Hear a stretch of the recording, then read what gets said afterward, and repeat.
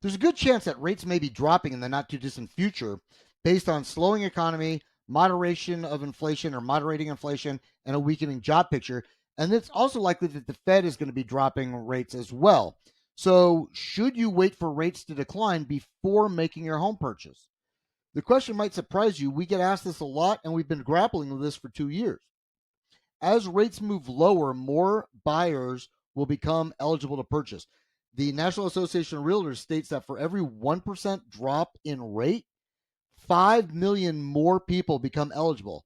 Now, even if just a fraction of them jump into the game, that creates a tremendous amount of upward pressure on prices, supply and demand. More demand, static supply, or a supply that isn't growing as quickly as the demand, prices are going to grow. The advantage of getting in early is capturing appreciation. For example, in the Vegas market, we're estimating that we're going to see a 5% appreciation year over year. Some of Southern California may see as much as 8%. Now, you have to balance that with the fact that you're going to have some extra costs, right?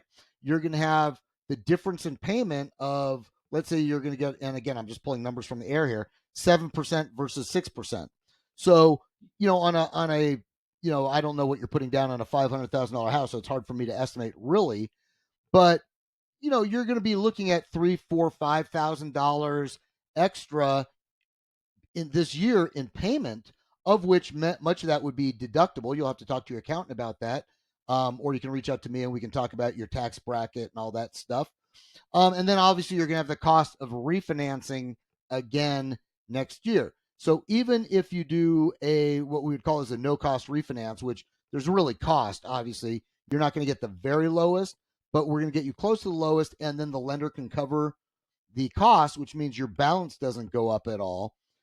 So even if you did that with no real cost out of pocket, we're still dealing with the fact that you're going to have a larger payment. But if that payment is $3, 4, $5,000, let's look at the juxtaposition of that versus, let's say, 5% appreciation on a $500,000 house.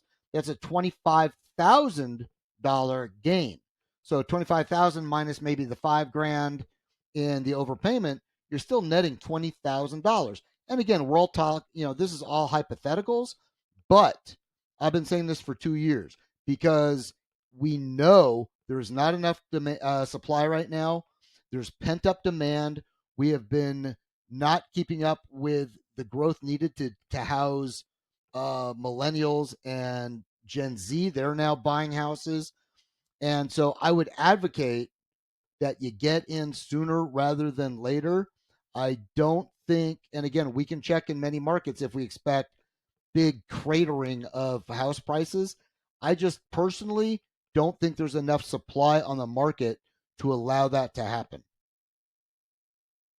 And I have been through the crash in 2008, 9, and 10. I've been a certified residential appraiser, builder, developer, property manager, realtor in 2 states, and mortgage banker. So I have some knowledge I bring to the table here, but let's do the analysis and see if it works for you. I'm easy to find at iDig Mortgages on all social media platforms. My phone number is 805-231-1644. I offer all type of loan products, and I'm a pretty creative guy. Let's see how we can get you into the house with the least amount of down and the most benefit to you. Uncle Doug, dropping knowledge. You have a great day.